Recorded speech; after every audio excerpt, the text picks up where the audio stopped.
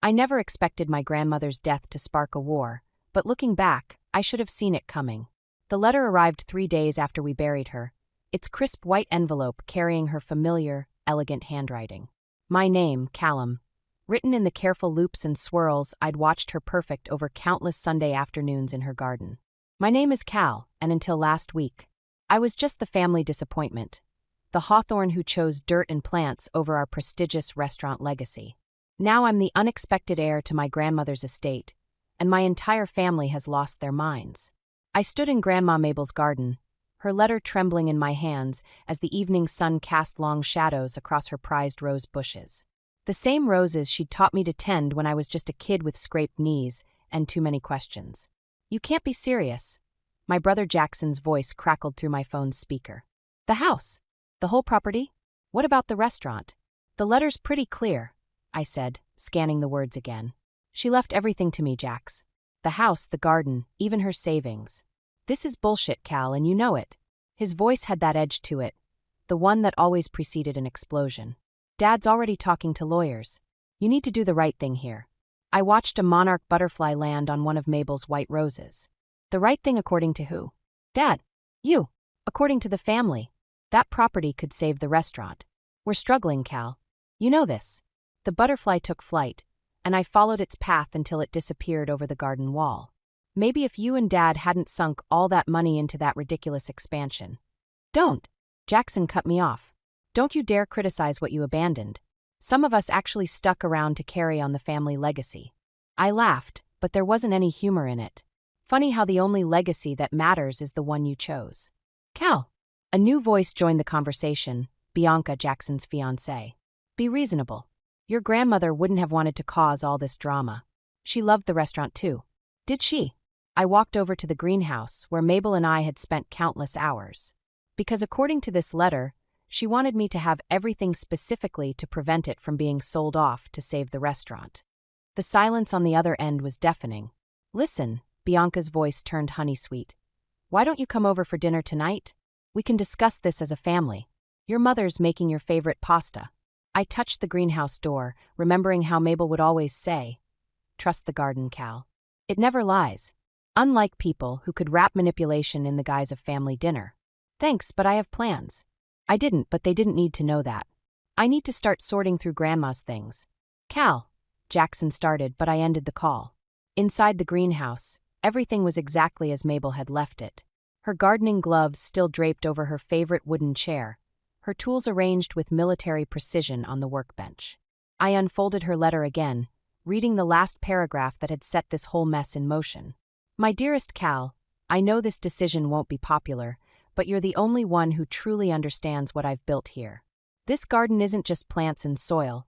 It's a testament to choosing your own path, even when others can't understand it. Don't let them destroy it. And Cal, check behind the loose brick in the greenhouse's north wall. There's something else you need to see. I looked up at the north wall, where generations of ivy had made their home. Somewhere behind those leaves was another piece of Mabel's puzzle, and something told me it would only add fuel to this family fire. My phone buzzed again, a text from my mother this time. Your father is very disappointed. Please don't make this harder than it needs to be. I turned off my phone and started examining the wall. Whatever Mabel had hidden, I needed to find it before anyone else did. Because one thing was becoming crystal clear. This inheritance wasn't just about a house and garden. It was about to expose every crack in our family's carefully maintained facade. The doorbell chimed just as I was prying at the loose brick in the greenhouse. Of course they wouldn't wait for an invitation. Through the glass walls, I could see my parents' silhouettes approaching, my mother's pearls catching the late afternoon light. I quickly smoothed my dirt-covered hands on my jeans and met them at the garden path. My father's disapproving gaze swept over my casual attire, while my mother clutched her designer handbag like a shield. Callum, my father said, using my full name, never a good sign. We need to discuss this situation like adults. I was just working in the greenhouse, I said, gesturing to my clothes. Let me clean up and... Playing in the dirt again? My mother's smile was tight. Some things never change. We settled in Mabel's kitchen, where the ghost of countless Sunday dinners hung in the air. My mother immediately began straightening things, rearranging the fruit bowl as if its slightly askew position personally offended her. The restaurant's in trouble, Cal. my father began, his voice carrying that familiar weight of expectation. Real trouble. Your brother's been working himself to death trying to keep it afloat. I heard about the expansion problems, I said, keeping my voice neutral. The new location isn't performing well? Don't pretend you care now, my father snapped. You walked away from all that responsibility years ago. Left it all on Jackson's shoulders. My mother touched his arm. Everett, please. We're here to talk solutions. She turned to me, her expression softening in that calculated way I knew too well. Sweetheart, this house. It's just too much for one person. And the maintenance costs alone. I can manage, I said firmly. Grandma Mabel taught me everything about maintaining the property. Ah yes, all those hours wasted in that garden when you should have been learning the business, my father muttered. A memory surfaced, 16-year-old me, proudly showing my father the herb garden I'd planted for the restaurant's kitchen. His dismissive wave as he walked away, saying real men don't play in the dirt. I pushed the memory aside. The property's value could save everything, my mother pressed on. The restaurant, our family's legacy. What about Grandma's legacy? I challenged. This garden was her life's work. It's a hobby, Callum. The restaurant is our family's foundation. My phone buzzed, a text from Tessa. Don't let them bulldoze you. Remember what Mabel always said about standing your ground. I'm not selling, I said, standing up. Grandma left this place to me for a reason. My father's face darkened.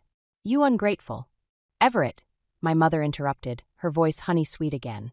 Cal, darling, at least look at the offer we've prepared. It's very generous. She pulled out an envelope from her bag, sliding it across the kitchen table. I didn't touch it. This isn't about money, I said. This is about respecting Grandma's wishes. Respect? My father's laugh was harsh. Where was your respect when you abandoned your family obligations? When you left your brother to shoulder everything alone? I didn't abandon anything, I shot back. I chose a different path. Grandma understood that. Your grandmother. My mother hesitated, exchanging a look with my father. She wasn't thinking clearly near the end. Perhaps if we contest the will. Get out. The words came out quiet but firm. Excuse me. My father's face reddened. I said get out. Both of you. And take your offer with you. My mother's face crumpled in that practiced way that used to make me cave instantly. Cal, please. Now.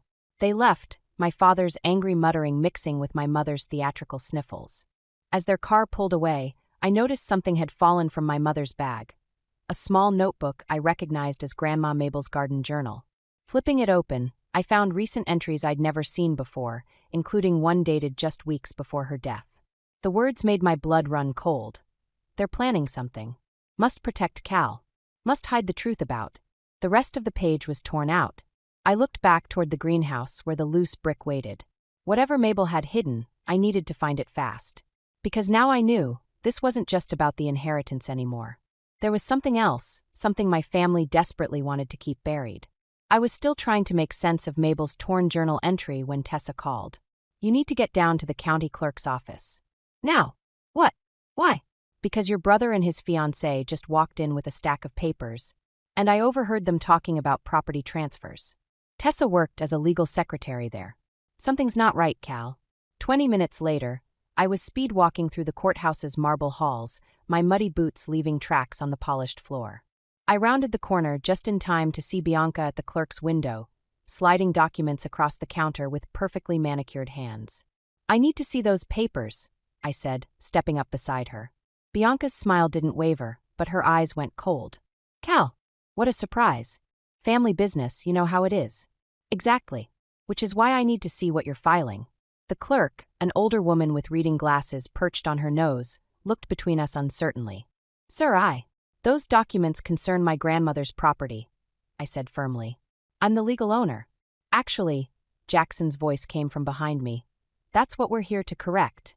He looked exhausted, dark circles under his eyes, but his jaw was set with determination. The will was never properly executed. We have proof. Proof? I laughed. What proof? Grandma Mabel wasn't competent when she made those changes, Bianca said smoothly. We have medical documentation. The clerk frowned. I'll need to verify. Here. Bianca produced another document with a flourish. Signed by her doctor. I snatched the paper before anyone could stop me. The signature at the bottom made my stomach drop, Dr. James Rivers. Bianca's father. This is fraud, I said, my voice shaking. Your father never treated Grandma. He consulted on her case, Bianca replied. And as a respected neurologist, his opinion carries weight. Mabel was sharp as a tack until the day she died. I snapped. Everyone knew that. Did they? Jackson stepped closer. Or did you just see what you wanted to see? Face it, Cal. She wasn't thinking clearly when she cut everyone else out. She didn't cut anyone out. She made a choice. A choice you manipulated her into making, Bianca said, her voice dripping with false sympathy. All those hours in the garden, playing the devoted grandson while the rest of the family actually worked. Don't you dare. What's going on here? A new voice cut through the tension. Martin Chun, the family's longtime lawyer, stood in the doorway, briefcase in hand. Martin, Jackson started, we were just filing fraudulent documents, it appears. Martin stepped forward, adjusting his glasses. I was Mabel's attorney for 30 years. I supervised the execution of her will, which was witnessed by 2 independent parties. She was completely competent. Bianca's smile finally cracked. This isn't your concern. Actually, it is. Martin turned to the clerk. Please note that any attempts to transfer this property without proper authority could constitute legal fraud. I'll be filing an injunction immediately. The clerk quickly gathered the papers, stamping them with a large red suspended mark. Jackson grabbed my arm as I turned to leave. You're destroying this family. I looked at his hand, then into his eyes. No, Jax. You're doing that all on your own. Back in Mabel's garden, I finally found the loose brick and the envelope hidden behind it. Inside was a USB drive and another note. The truth about the restaurant's finances. Keep this safe. They'll try anything to hide what really happened to the money. My phone buzzed, a text from Bianca. This isn't over. You have no idea what you're up against. I looked at the USB drive in my hand, then at the garden where Mabel had taught me that growth sometimes requires cutting away the dead parts to save the whole. She'd known this was coming. She'd prepared for it. Game on, I whispered, pocketing the drive. Because now I understood. This wasn't just about saving her garden anymore. This was about exposing whatever rot had taken root in my family's foundation, no matter the cost. I started toward the house, already planning my next move. Behind me, storm clouds gathered over the garden, promising rain. Perfect weather for unearthing buried secrets. The email from Evergreen Landscapes arrived while I was reviewing the files on Mabel's USB drive. A job offer. Not just any job, but the kind that could define a career. Lead designer for their West Coast division, complete with a 6-figure salary and creative control over major projects. The catch? I'd have to move to Seattle. Leave the garden. Leave everything. I was still staring at the screen when Tessa showed up with coffee and a determined look in her eyes. You're brooding, she said, setting a cup beside me. I can smell it from the driveway. Look at this. I turned the laptop toward her, then gestured at the scattered financial documents surrounding it. And all this. The restaurant's been hemorrhaging money for years. But not because of bad business. Tessa leaned in, scanning the numbers. Someone's been cooking the books? More like feeding them steroids. The expansion money? Most of it disappeared into offshore accounts. I rubbed my eyes. Jackson's signature is all over these transfers, but the patterns. They're too sophisticated for him. Bianca, Tessa said quietly. She worked in corporate finance before getting engaged to Jackson. My phone buzzed, another text from Martin Chin. Meeting tomorrow. Bring the evidence. And Cal, watch your back. The doorbell rang, making us both jump. Through the window, I spotted a sleek black car I didn't recognize. Mr. Hawthorne? A woman in a crisp suit stood at the door, flanked by 2 men carrying briefcases. I'm Rebecca Walsh, representing Evergreen Landscapes. We were in the area and thought we'd discuss our offer in person. My stomach dropped. No one just happens to be in the area with a full legal team. This isn't a good time. Actually, she stepped forward, it's the perfect time, especially given your current family situation. The way she said it made my skin crawl. In the kitchen, Tessa was quickly gathering the scattered documents. How did you know about that? Rebecca smiled. We do our homework, Mr. Hawthorne. We also know about the attempted property transfer today. You're fighting a losing battle here. We're offering you an exit strategy. The garden can be maintained by professionals. We'll even include it in your contract. But you need to decide quickly. She checked her watch. Before things get messy, eh? What does that mean? It means your brother's fiancé has friends in high places. The kind who can make fraud allegations stick, regardless of truth. The kind who can ensure you never work in this industry again. My hands clenched. Are you threatening me? I'm offering you protection. And an opportunity. She placed her card on the counter. You have 24 hours. Choose wisely. After they left, Tessa found me in the greenhouse, aggressively pruning Mabel's roses. Cal, stop. You're butchering them. I looked down at the mangled stems. They knew about the property transfer attempt. Hours after it happened. How? Because this was never just about the garden. Tessa picked up one of the fallen roses. Think about it. The restaurant's money laundering, Bianca's connections, this sudden job offer. They're trying to get you out of the way. But why? What's so important about this property? Tessa's eyes widened as she looked past me. Cal, the zoning maps in Mabel's files. Did you check them? I hadn't. We rushed back to the laptop, pulling up the documents. There it was, a proposed rezoning plan for the entire neighborhood, with Mabel's property at its center. Prime location for a massive commercial development. This is what they're after, I whispered. The garden's just collateral damage. My phone buzzed again, Jackson. Take the job offer, Cal. Please. While you still can. For the first time, I heard real fear in my brother's message. Whatever was happening, he was in deep. Maybe too deep. The rose in Tessa's hand had left a trail of petals on the floor. Red drops like blood, marking a path I had to choose. Run toward safety or stay and fight, knowing it might cost me everything. Mabel's voice echoed in my memory. Sometimes the hardest growth comes from standing your ground. I picked up Rebecca's card and slowly tore it in half. Call Martin, I told Tessa. Tell him to bring everything he has tomorrow. It's time to prune the family tree. Martin Chen's office felt too small for the weight of what we were discussing. The financial records from Mabel's USB drive were spread across his desk like a paper trail of betrayal, each document adding another layer to the conspiracy. They're planning to demolish the entire historic district, Martin said, adjusting his glasses. Your grandmother's property is the keystone. Without it, their development plans fall apart. And the restaurant? I asked, though I already knew the answer. A front. They've been laundering money through it for years. Your brother's signature is on everything, but, Martin hesitated. But what? The patterns match other cases I've seen. Cases involving the Rivers family's development company. My phone buzzed, a text from Jackson. Need to talk. Alone. Please. I showed Martin the message. He shook his head. Don't go. It's too risky. But I was already standing. He's still my brother. The restaurant was closed when I arrived, but the lights were on. Through the window, I could see Jackson sitting at the bar, looking older than his 34 years. You shouldn't have come, he said as I walked in. But I'm glad you did. Start talking.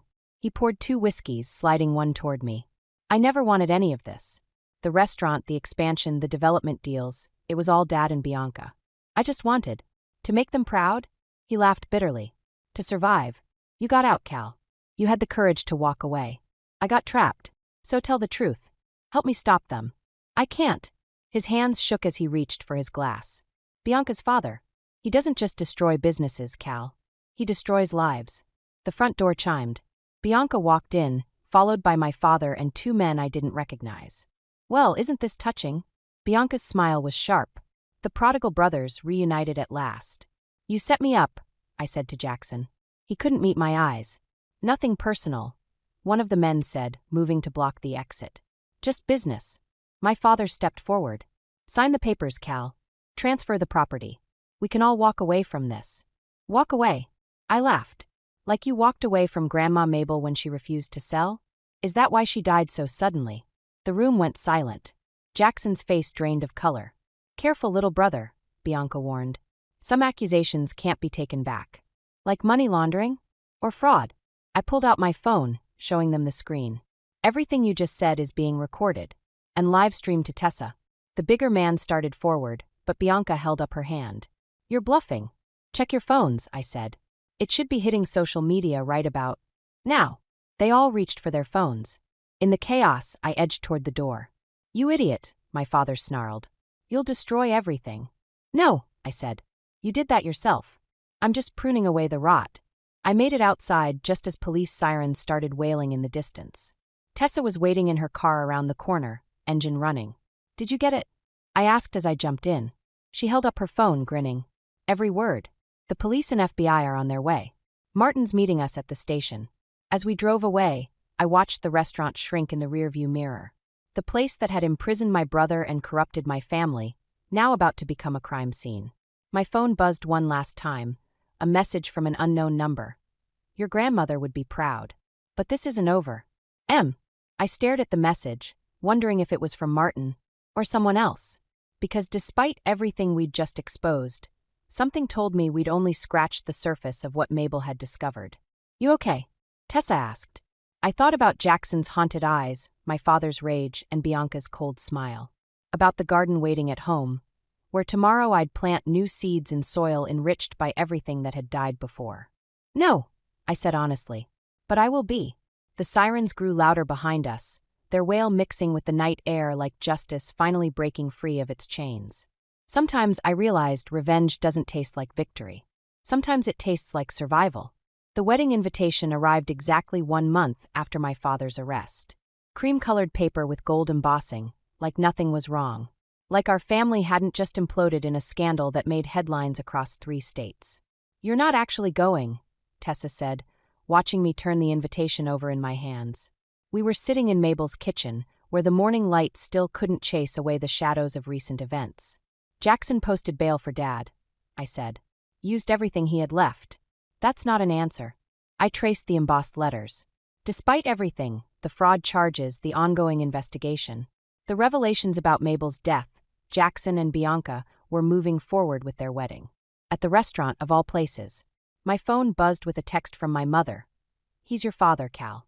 Whatever you think he did, he doesn't deserve this." Another message followed. "Jackson needs his brother there. Please don't make this harder." I laughed bitterly. Make this harder? They tried to frame me for fraud, threaten me with thugs, and possibly. I couldn't finish the sentence about Mabel. The investigation was still ongoing, but the evidence pointed to her death being far from natural. "Which is exactly why you shouldn't go," Tessa insisted. The doorbell rang. Through the window, I saw Martin Chen's car in the driveway. "It's not good," he said as soon as I let him in. "The Rivers family is pushing back hard. Their lawyers are trying to discredit the evidence, claiming it was obtained illegally. But the live stream? They're saying it was edited, manipulated." Martin looked exhausted. "And Jackson? He's changed his statement. Says you set them up, that you're the one who orchestrated everything." The kitchen suddenly felt too small. Through the window, I could see Mabel's garden, where the roses she'd loved so much were beginning to wilt. "Why would he do that?" "Because I had to." Jackson's voice came from the doorway. None of us had heard him come in. He looked terrible, thin, pale, with dark circles under his eyes. "They have Mom, Cal." "What?" "She's resting at Bianca's family estate. They're calling it a nervous breakdown, but..." He swallowed hard. I had to change my statement. I had to protect her. The pieces clicked into place. The wedding wasn't a celebration. It was a show of force. A message that the Rivers family was still in control. "The invitation," I said slowly. "It's a trap, isn't it?" Jackson wouldn't meet my eyes. "Just come to the wedding, Cal. Please. Make a speech, wish us well, show everyone that the family drama was overblown. Maybe then what? They'll let Mom go. They'll forget about destroying everything Mabel built. They'll let us live," Jackson whispered. After he left, I stood in the garden, surrounded by dying roses. Everything Mabel had created, everything she'd fought to protect, was slipping away. And now I had to choose between justice for her death and my mother's safety. "There might be another way," Martin said, joining me outside. "But it's risky, and you'd have to trust me completely." I looked at the wilting garden, remembering Mabel's words about growth requiring sacrifice. About how sometimes you had to cut away what you love to save what matters most. "Whatever it takes," I said. My phone buzzed one final time, a message from Bianca. "Looking forward to having the whole family together again. Don't forget to wear black. It's a formal affair after all." The threat wasn't even subtle anymore. "Wear black like we're all attending a funeral." Maybe we were. I picked up a dead rose, its petals crumbling in my hand. "Tell me the plan, Martin, and then help me find a suit. Because sometimes, to save what you love, you have to walk straight into the dragon's lair. Even if you know you might not walk back out." Tessa touched my arm. "Cal." "I know," I said, watching the rose petals scatter in the wind. "But Mabel taught me that every garden needs pruning sometimes, even if it means cutting all the way down to the roots." The restaurant gleamed like a funeral parlor, all black ties and forced smiles. I adjusted my dark suit, the same one I'd worn to Mabel's funeral, and walked into the lion's den. Bianca had transformed the place, replacing its warm family atmosphere with cold elegance. Black roses everywhere, their thorns prominently displayed. A message just for me. "Cal." My mother's voice trembled as she approached, flanked by two of Bianca's cousins, men with hard eyes and concealed weapons. You came. Her hands shook as she reached for me, and I saw the faint bruising around her wrist. My blood boiled, but I kept my face neutral. Martin's plan required patience. Wouldn't miss it, I said, loud enough for nearby guests to hear. Where's the happy couple? Making an entrance, of course. Mayor Davidson appeared beside me, champagne in hand. Though I must say, I'm more interested in your work, Cal. That community garden project of yours has everyone talking. Bianca materialized before I could respond, resplendent in white. Mayor Davidson, I'm so glad you could make it. Though perhaps we should discuss the development proposal, rather than gardening. Actually, the mayor said, I've been meaning to talk to you about that. Seems there are some irregularities in the paperwork. A commotion near the entrance cut him off. Jackson burst in, his face ashen. The FBI. There. The doors flew open. Agents poured in, led by Martin Chun, not just a lawyer, but a federal investigator who'd been building this case for years. Nobody move. Martin's voice boomed. We have warrants for multiple arrests. Bianca's smile turned razor-sharp. This is a private event. Whatever you think you have. We have everything, I said quietly. The real estate fraud, the money laundering, the offshore accounts. And Mabel's autopsy results. Her composure cracked. You're bluffing. The garden soil, Bianca. Did you know Mabel tested it regularly? Kept records of every chemical change. I stepped closer, including the poison that showed up 3 days before she died. One of Bianca's cousins reached inside his jacket. 3 agents immediately drew weapons. It's over, Martin announced. Bianca Rivers, Everett Hawthorne, you're under arrest for conspiracy, fraud, and first-degree murder. My father, who'd been silent until now, lunged for me. You ungrateful. Jackson caught him, surprising everyone. Stop, Dad. Just stop. The mayor watched in shock as agents led Bianca away. My God, I had no idea. That's why they wanted the garden gone, I said. It held the evidence. Mabel knew what they were doing, so they killed her. But she'd already prepared her revenge. The inheritance, Jackson whispered. She left it to you because I was the only one who would understand the garden's secrets. I touched one of the black roses. She taught me that every plant tells a story if you know how to read it. As the chaos unfolded, my mother collapsed into my arms, finally free from her captors. I'm so sorry, Cal. We should have listened. Mrs. Hawthorne, Martin interrupted gently, we'll need your statement about your detention at the Rivers estate. I watched them lead my father away in handcuffs, saw Bianca's mask of sophistication crumble as agents read her rights. The restaurant, the source of so much family strife, would likely be seized as evidence. Jackson stood alone by the altar, his world imploding. What happens now? Now! I looked at the black roses, thinking of Mabel's garden waiting at home. Now we start over. Plant something new. Together? He sounded like the brother I'd once known, before ambition and greed poisoned everything. Maybe, if you're willing to get your hands dirty. The mayor cleared his throat.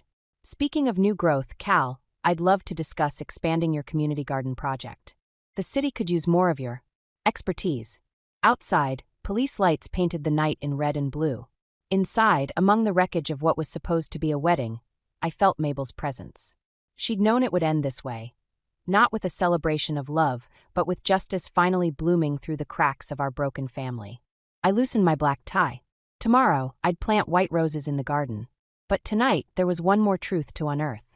1 year later, I stood in Mabel's garden, my garden now, watching Jackson struggle with a particularly stubborn root. His prison-pale skin was slowly gaining color under the summer sun. You're doing it wrong, I said, kneeling beside him. Here, like this. I demonstrated the proper angle, remembering Mabel teaching me the same lesson years ago. 3 months into his community service, and my brother was finally learning the difference between weeds and wildflowers. The judge had been surprisingly poetic in her sentencing. Help restore what his actions had helped destroy. The mayor called again, Tessa said, appearing with 3 glasses of lemonade. The community garden network is ready to expand to the next district. I nodded, watching a monarch butterfly land on one of Mabel's white roses, the ones I'd replanted after the wedding that never was. The restaurant was gone now, converted into the city's first urban farming education center. Sometimes karma has a green thumb. Mom's therapy is going well, Jackson said quietly, accepting the lemonade. She's talking about volunteering at the center, teaching kids about herbs and cooking. Our father's trial had broken something in her, but like the garden after winter, she was slowly coming back to life. Some plants need severe pruning to grow back stronger. Found something else too, Jackson added, pulling a weathered envelope from his pocket. Behind the old restaurant's wine cellar wall during demolition. It's from Mabel.